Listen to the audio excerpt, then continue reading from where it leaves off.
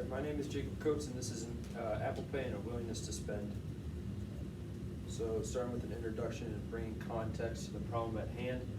Apple Pay is a contactless payment widespread throughout the U.S. High schoolers are the main users of Apple Pay, and they are commonly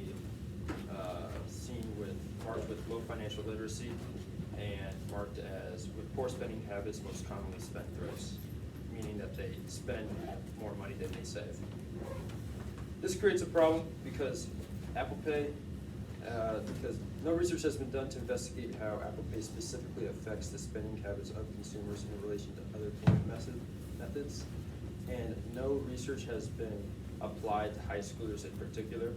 And this is a problem because Apple Pay is the most prevalent among high schoolers. So this leads us to a research goal, which is to explore how Apple Pay influences how much high schoolers spend and save in the short term in comparison to other common payment methods, cash and debit cards. And a single stop in a store is going to be defined as short-term spending for this paper. Why should you care? Because if something as simple as your payment method can greatly influence how much you spend or save, especially for high school students, this can make a great impact on their actual spending habits and lead them to better places in the future. This is also important for everyone else because we're all consumers, and again, a little change can make a big difference in your spending habits. All right. So, to begin, willingness to pay is how willing a consumer is to trade away their money. This is a pretty simple definition. And willingness to pay is influenced by two things. It's influenced by pain of payment and the convenience of a payment method. Pain of payment can be defined as the notion that a consumer who pays for a product or service experiences emotions associated with the act of paying. This was first coined by Zellermeyer in 1996.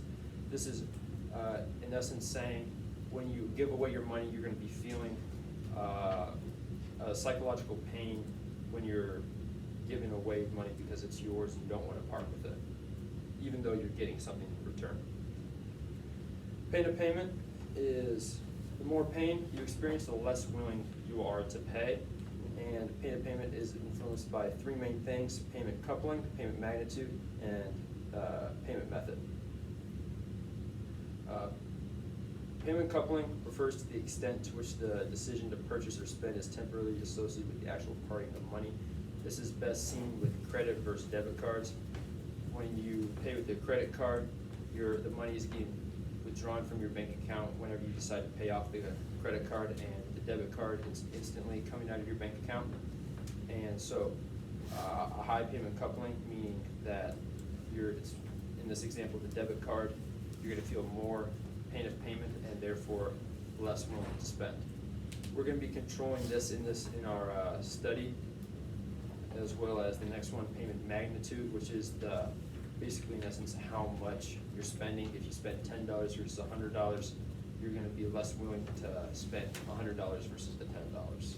Just how much money you're spending. Finally, payment method. So when payment coupling and payment magnitude are both controlled, it's the form in which your money is actually in. Our study is looking at Apple Pay, debit card, and cash. These are three examples of different payment methods that have identical coupling. You're still giving away the same amount at the same time, and also it's going to have similar, the same payment magnitude. Payment method is influenced primarily by the transparency of the payment method. This is how much it's associated with cash. So $5 cash is looked at.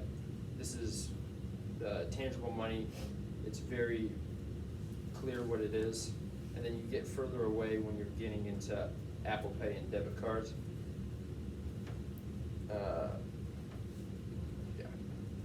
Same thing there. Cash is seen as the most transparent payment method. Debit and mobile pay are seen almost identical at times.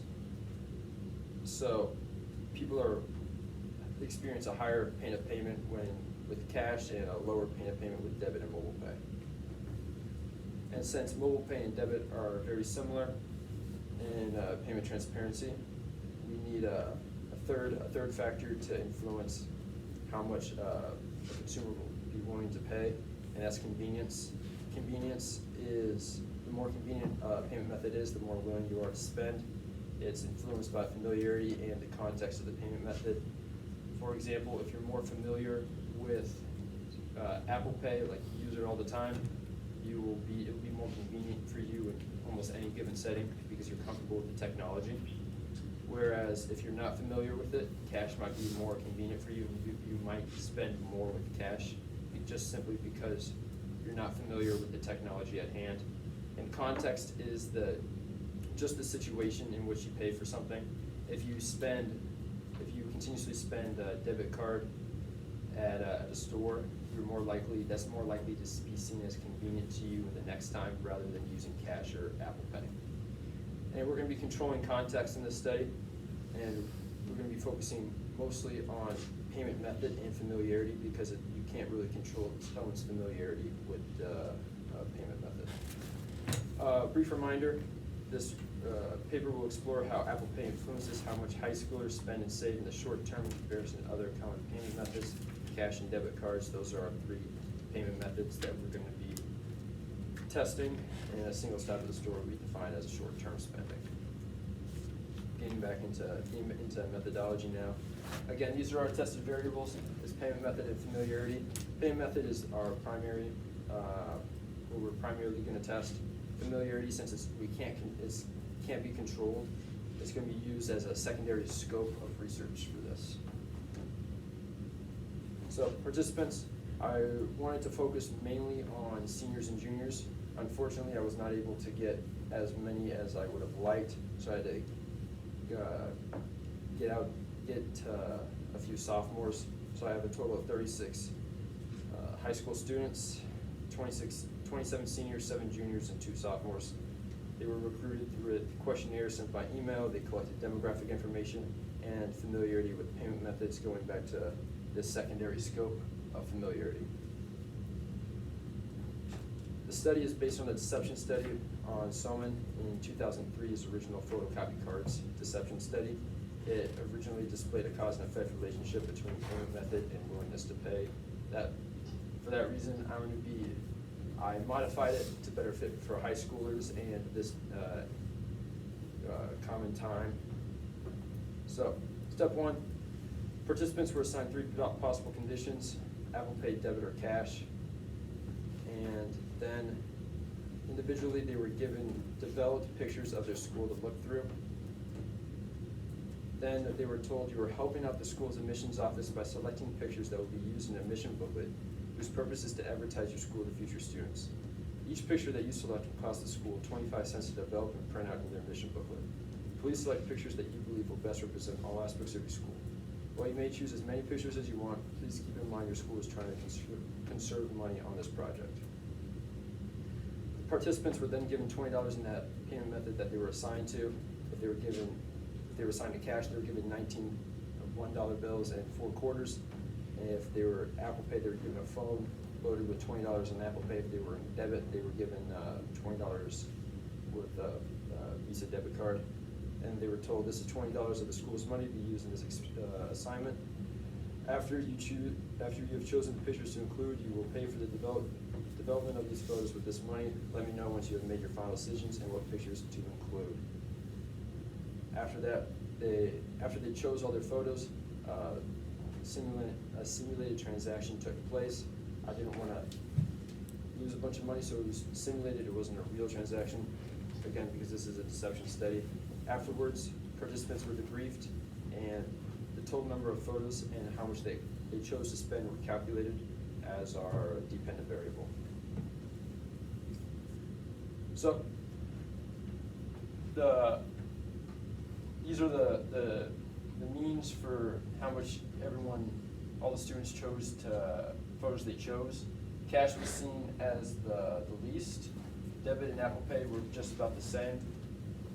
And this goes to show that the transparency with cash led people to be less willing to pay.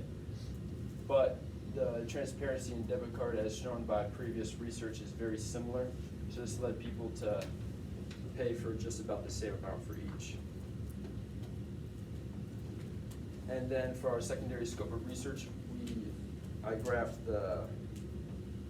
their familiarity with each payment method and against how much they chose to spend, and then got a line of best fit to see how well each of those were predictive of each other. And cash had a higher correlation value than the rest of them, showing that the more you spend with cash, the more willing you would be to spend more with cash relative to other cash users. Debit was a lot lower with 0.28, so it doesn't have that great of a correlation, but it's still there when compared to Apple Pay, which had zero correlation. So contrary to other research that suggested that with Apple Pay, you would spend more if you were more familiar with it, this was not the case in this study.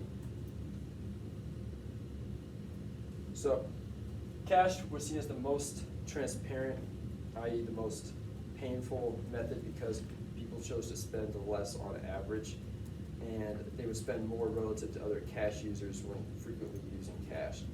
So this can be implemented with high schoolers who are commonly spendthrifts. They can choose to use cash when they believe they will spend a lot more money, because on average they will be less willing to pay with cash.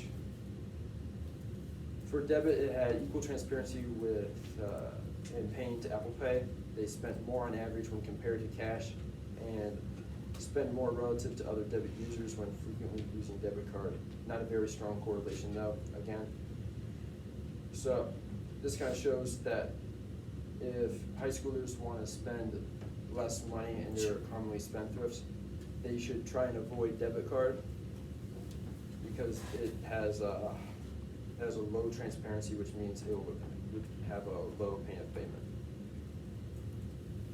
Apple Pay, equal transparency with debit, spend more on average, no correlation with familiarity, which contradicted past research. So high schoolers who have marked with who are commonly spendthrifts want to avoid Apple Pay on average, just due to the transparency.